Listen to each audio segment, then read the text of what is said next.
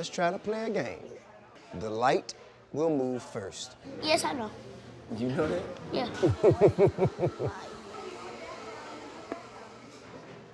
Okay. Okay. Let's see. You think about 5 moves ahead. What you gonna do, buddy? I'm just gonna move that right there. Think twice, move once. I think I might see where I could take either one of your pieces. Show me. But what's my next move? What you think I'm gonna do when you move right there? Get my piece. Okay, and then what are you gonna do? Then I'm gonna take your piece from there. That's called a shootout. You wanna have a shootout? Sure. Okay, come on. There you go. Came over. All right, I'm gonna shoot back. Take this piece. Dang it. The game of chess is filled with strategic moves and calculated risks. You see, I want to show Major that every action has a reaction, and the strategic thinking goes a long way in life. I jacked it up there. Well, I'm done. My idea failed. So this was a pretty good lesson. At least now you know how to play. But I guess I'm gonna have to go ahead and do my thing, okay? Let's do this. Take my queen, then I'm gonna lose. I think that might be checkmate. Yeah. So what you guys thought? He was gonna be a chess master in one game? You thought he was gonna beat me? Oh, you thought I was gonna let him win? Nope, not in my house. That's not the Harris way. However, I think he did learn to appreciate the game, pick up a little strategy, and if that ain't mature for an 8-year-old, I don't know what is. Man, you had me worried for a minute. I thought you were gonna beat me. Is this gonna be a thing now? Are you gonna start bragging about this now? You know what I'm gonna start bragging about? What? How good you played on your first time. I'm gonna brag to everybody about it. Very good game. Proud of you. T.I. right here, guys. Let's hear it. Yeah. What's going on? I swear that clip gave me flashbacks to how my dad never let me win either. Never let me win. But it's a good lesson. I'm curious, who taught you how to play chess? Do you remember the first time you learned how to play chess? Yeah. I think it was actually Falant's cousin Mick, who's like a friend of the family, you know, sort of like my cousin. And he was in his 20s, and, you know, I was like 12. Did you get it the first time that you played it? Did you get what it was all about? Or was it like, for me, the first time I played it was like checkers. I was like, oh, we're just gonna like do this? No, immediately. I got it, yeah. You got a strategy brain. You got a brain that immediately responds to thinking 2 steps ahead. Well, you know, the thinking 2 steps ahead part came later. You know what I'm saying? I was more so about, you know, pushing pieces and finding ways just to take pieces. I just wanted to take pieces. Wanted to be the king. Yeah, I just wanted to take pieces. So let's talk about this. This is the 6th and final season of T.I. and Tiny, The Family Hustle. Now, obviously, if people follow you, they know that you and Tiny have things going on in your relationship that make it a different season. Oh, yeah, baby. There you go. A different kind of season than it's been previously. What was it like diving back into a reality show about your relationship when it's in a completely different place? Well, you see, that's the thing. See, the show was never about a relationship. The show was about a family. Right. You know what I'm saying? And the family is still intact. You know, the relationship, but the family is still intact. And family gets affected by the relationship, though. No, well, the family will adjust with or without the relationship. You know what I'm saying? And that's the thing I think about us. No matter what we do, we're gonna do it with class. So I wouldn't advise you to expect anything, you know, provocative or, you know, exaggerated. You know what I'm saying? We're gonna handle ourselves like we're supposed to, you know, with dignity, like Harris's. Were you nervous at all going into shooting this season of the show? No, why? Well, because of what I just said. Nah, I don't see no reason to be nervous. I mean, I'm not. See, just think about it, right? All of the things that we have seen T.I. in the headlines for, as long as we've known T.I. Just think about these things, you know what I'm saying? This is very, very light, you know what I'm saying? In comparison to the things that we could imagine hearing T.I.'s name in the headlines for. So this isn't anything to be nervous about. You know what I'm saying? I'm cool. I'm chilling. How did you explain to the kids that you were going to continue the show even though you and Tiny were sort of going through something? There's no explanation. It's just, hey man, we're gonna do 8 more episodes. We're gonna do another. We're gonna do it again. And they enjoy it. Yeah, they do. Damani, however, was like, I didn't think I don't know. I was kind of done with it. Damani has moved on. He has a career of his own now. Neek, she has a career of her own now, and I think they were kind of like, oh, we doing that again? Oh, they want their own show at this point. Yeah. Oh, okay, we're doing that again. Oh, I guess. What's it been like watching them build their own careers? That makes me proud. Damani is so much like me and different from me at the same time. It's scary. And it's interesting to see that. It's interesting to see that he pretends to not listen, but then he finds a way to do exactly what I said to do. An exercise in patience for the parent at that point. After adamantly objecting to what I'm suggesting. I see maybe 2 months later he did exactly what we were talking about. Hey, how'd you do that? how'd you argue me about a point and then use my point to your advantage? Well played. He probably tried it his way, very quickly noticed it wasn't working, and then showed you that he did it your way when it worked. No discussion at all, just completely moved it this way. And now this season of the show is supposed to, you're talking a bit more about your activism. We get to see you as a bit more of an activist in this season of the show. Is that true? Well, I think you see Damani.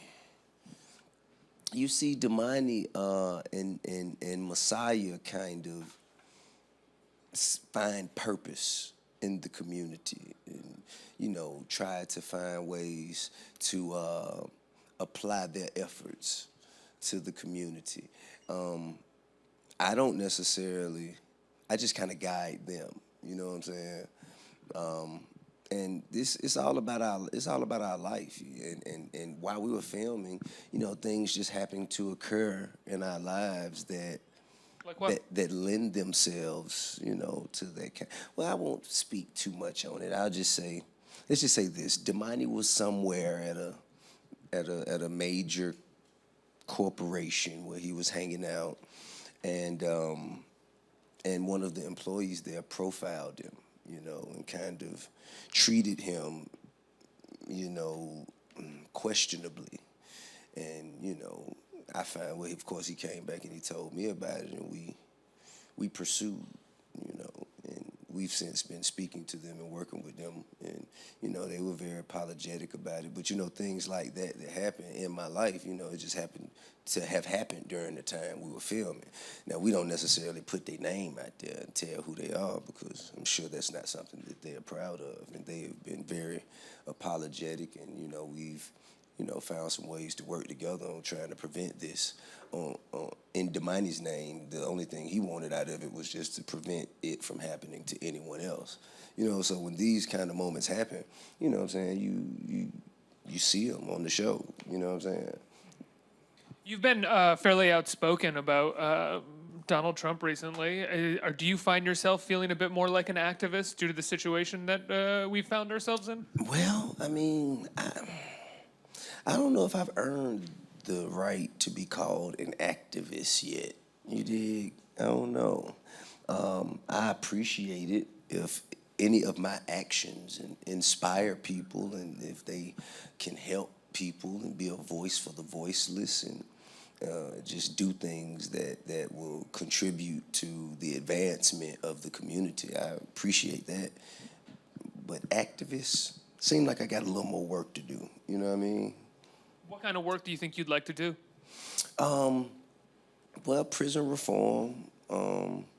I think, I truly believe that voter registration and, just bringing more awareness to local elections and local governments and, Absolutely. like city council and, there's just state senate and those types of things. That's how we fight back. Yeah, absolutely.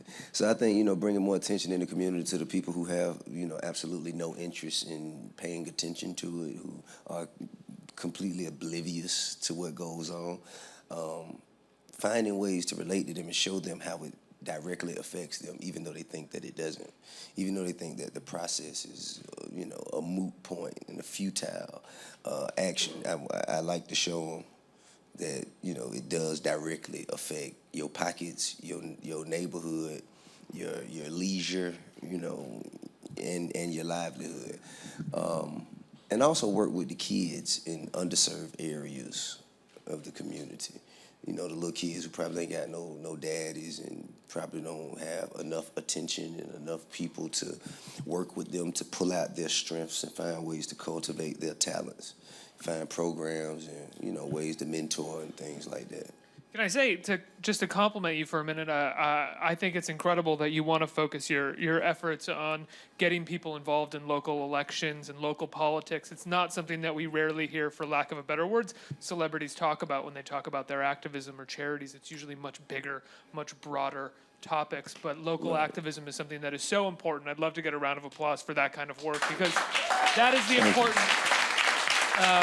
in my personal opinion, my humble opinion, that is the important kind of work that we need to be doing right now, and I applaud you for it. Thank you for doing that. Thank you. Back to T.I. and Tiny, the family hustle. Oh, my goodness. Are you saying he's single now? Hey. I'll just let you answer that question. I'm in purgatory. What does that mean? I'm in purgatory. I'm in that place between like single and married where you just kind of move. You don't know where you're going. You see where you land. You know what I'm saying? It's kind of where I am. How's it feel? I'm numb. I'm numb, you know what I'm saying? I done been so hot and so cold, I'm just numb now. Well, you're about to go on tour, right? In a few weeks? Tell me about the tour. Well, the Hustle Gang tour, man, me and my band of young brothers and sister will be going at, and we gonna be dripping sauce all across the nation. Amazing. Yeah. Are you excited to go on tour? When was the last time you were on tour? I just did a Canadian tour just this January, early this year. So, man, the touring is a part of what we do. Whether we, traveling to perform in different venues every night, or we're traveling to, have movie meetings or do television shows, or our calendar is full of travels and we gallivant around the world. Consistently. You've also, in the last years, become one hell of an actor. Well, thank you, sir. Yeah, absolutely. You were just in a movie called Sleepless with Jamie Foxx, right? On. And Michelle Yeah. Monaghan. Yeah, Gabrielle Union. And you had an episode of Roots, right? You took part in that. So how did this all start for you? How did acting start for you? And is it comfortable for you doing it now? Are you comfortable doing it? Yes, I'm comfortable doing it. I love it. I think the next phase of my life will be dedicated to finding stories that should be told, and finding ways behind the camera and in front of the camera to tell these stories. And you might direct something or write something. Produce. Yeah. I don't think I'm organized enough to direct. It's crazy, A right? director has to be incredibly organized and like early on time, like not on time, but like before everybody else. I don't know if I could do that. The director doesn't. I could pick a hell of a director though. Yeah. I could find the best director there is, and I could offer him input to make him an even better director. But I would not be I don't think I could, really direct an entire piece on my own. That is what a producer does. That Right. sounds great. What are you thinking about doing? Are you thinking about telling personal stories or? Yes, I thought about my story but I thought about my story from sort of like from a lineage perspective, kind of like starting with my great-great-grandfather who used to sell moonshine, from Carolina to Atlanta, and then going into my grandfather who used to run numbers, and then going to my father who also ran numbers and found out how to, get into drug distribution and moved to New York and kept his brothers in Atlanta and had that going, and then going to, you know what I'm saying, and leading to me and how I was, it was like a long line of guys in my family who kind of found their way to, make their mark in the world, you know what I'm saying, by any means necessary. Built their own economy because the mainstream economy had left them out. Sure, absolutely. And I mean, but let's not act like black people are the only ones to do this because JFK's father started selling moonshine. Irish. Yeah, and that is how he afforded to send them to the best Ivy League schools and colleges, and his son went on to become the president. You know what I'm saying? My daddy ran numbers and sold cocaine, and, his son went on to be T.I. So I thought you were going to close that off with maybe the president. I mean, maybe his grandson can be the president. Yeah, I mean, man, I think that's the thing about America. The beauty of it is, man, you can come here and find your way to live your version of the American dream. It doesn't always start pretty. It doesn't always look nice and flashy, and isn't always correct by the measures of society. But over time, you can develop the relationships, resources, and experiences to afford your son or grandson, that slice of life that you may not have necessarily been able to afford yourself, but you could change that, change the face of your family's lifestyle forever. Do you think often when we talk about you can find your piece of the American dream, we neglect to talk about how much work also goes into that? Like, you put in an incredible amount of work to be T.I., to have what you have, and you did from a young age up until now. But Sure. when we mostly see you and talk about, There was a little bullshit in there too, but we see we see mostly the fun parts. We don't see the process that often. I get it. I mean, well, it's not that interesting until the movie comes out. You know what I'm saying? When you're watching someone go through their struggle, you know what I mean? That's not a sexy sight. You know what I mean? It's grueling, and what I mean, it's hard to watch, but the results of it, the product of it, those are the things that make you feel good inside. At the end of the story, when you see how far they've come and what they were able to accomplish with sheer tenacity and determination. That is the kind of thing that people go and sit in movie theaters for. When you look back over your struggle, what do you see as the biggest hurdle that you had over the course of your career or the course of your life? Something that you really had to overcome? I would say my instincts and my emotions. That's it. Those were the things that were most difficult to accomplish. For me to overcome my instinctive reaction. The thing that I could, even now to this day, I still will respond instinctively to something at a split second and, have to catch myself. Whoa, maybe we need to, apply a little more strategy to this. And then my emotions. I usually say what I feel, period. I don't usually harbor any pent up emotion. I usually just let it out and say what I got to say and move on.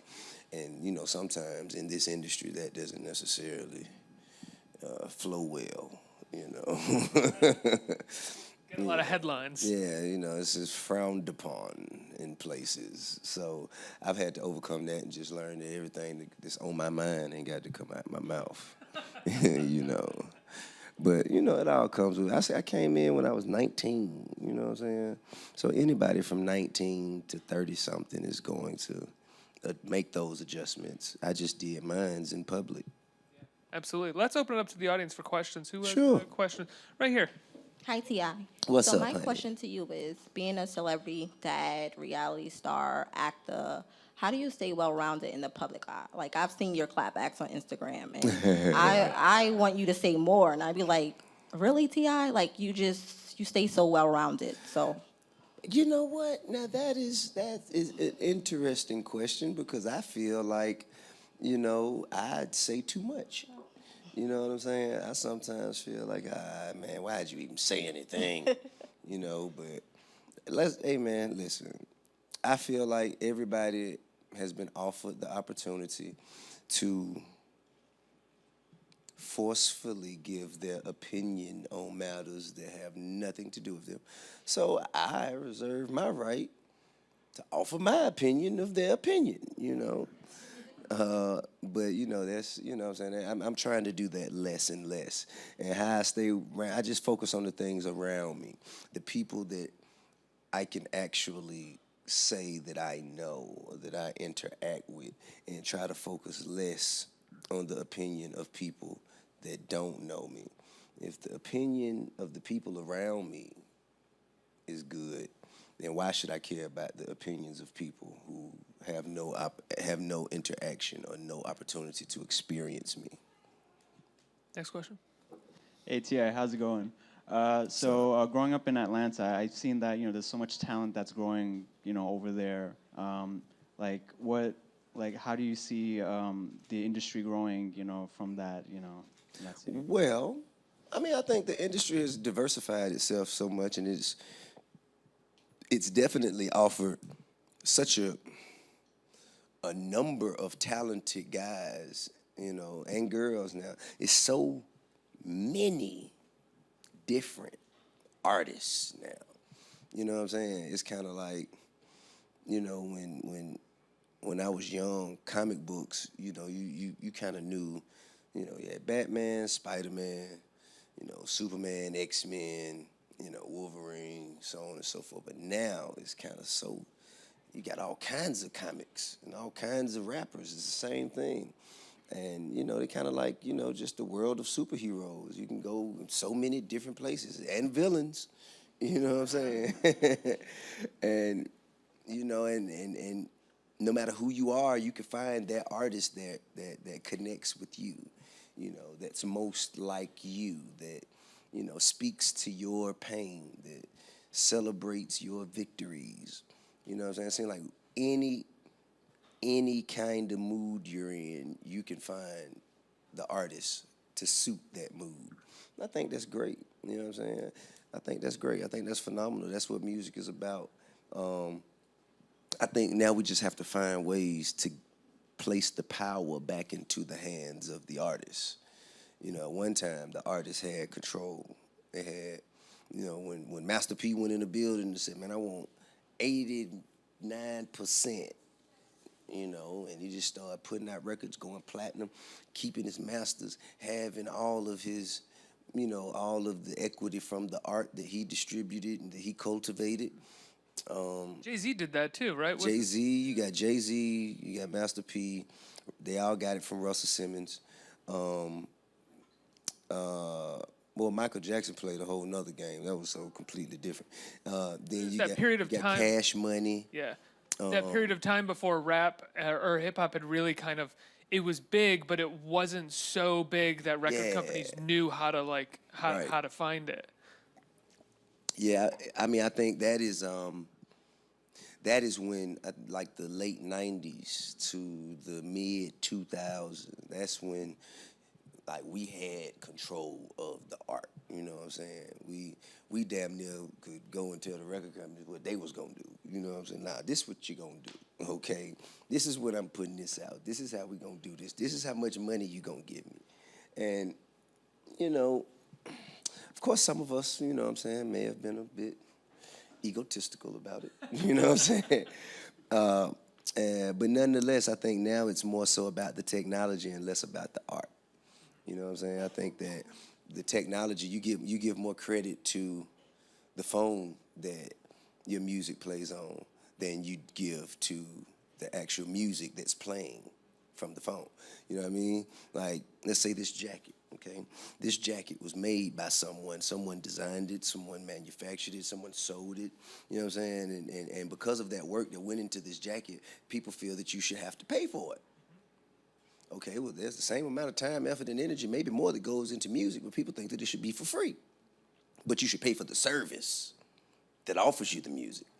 Okay, you have a service that offers you the music. You should pay us. You know, yeah, of course you should. We're a service. You know, we're working. The music, I don't worry about that. You know what I'm saying? Like that, to me. That's just people having fun. That's the way that it's become. Yeah, it's like yeah. They love it. They'll do it for free. Yeah. You know what I'm saying? They're just people have movies, Yeah. music. It's just artists having fun. It's like, no, it's millions of dollars it takes and a lot of work. Exactly. And I think that is, you know what I'm saying, over time is people put themselves in positions, and you know what I'm saying, it's gonna take some work.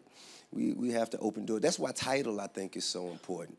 You know what I'm saying? Because it's a format that has placed the power back into the hands of the artists.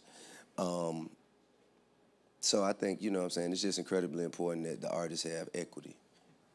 You said while you were talking, you know, artists that speak to you. And I'm curious, is there an artist that still speaks to you, that spoke to you when you were a kid coming up and you were looking for inspiration? Who was someone that was then inspired you and spoke to you, and even now when you put it on, it just Tupac. kills you? Tupac. Still. Mm-hmm. Wow. Absolutely. Yeah. I can't disagree with that. Yeah. The best. Yeah. Yeah. Do you wanna... Next question.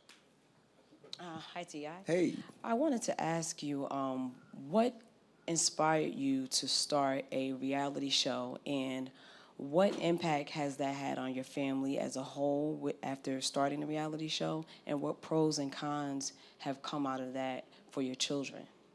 Well, I mean, what made me want to do it was because, you know, I was in prison, and everything that I heard about me was only about, like, isolated incidents. You know what I'm saying? Like, less than 1% of my life. You know what I'm saying? And I felt like it was more attention on that, you know, just this isolated incident, and it's not any consideration being given to the rest of the world that exists around me, you know, and it didn't take into consideration, you know, the fact that I'm a father, didn't take into consideration the fact that I'm an entrepreneur, a businessman, that, you know, that I'm a community involved community member. Like, none of this was ever spoken of. Only, yeah, he made a U-turn, he had some drugs in his pocket, and he went to jail. You know what I'm saying? So I thought that coming out of that, to, you know, the only way that people will have anything else to report about you is if you show them other things. So that was my intention, just to come out and show the balance, just the transition from going from prison to freedom, and also how I balance my different areas of profession with my family. So that's what the show was supposed to be about. Now, what we didn't know, that each member of the family was like, oh, this is my time to shine. I've been waiting on this. Hey, step aside, old man. So listen, this is what I've been wanting you to see. You know what I mean? I didn't count on that. I wasn't even expecting that.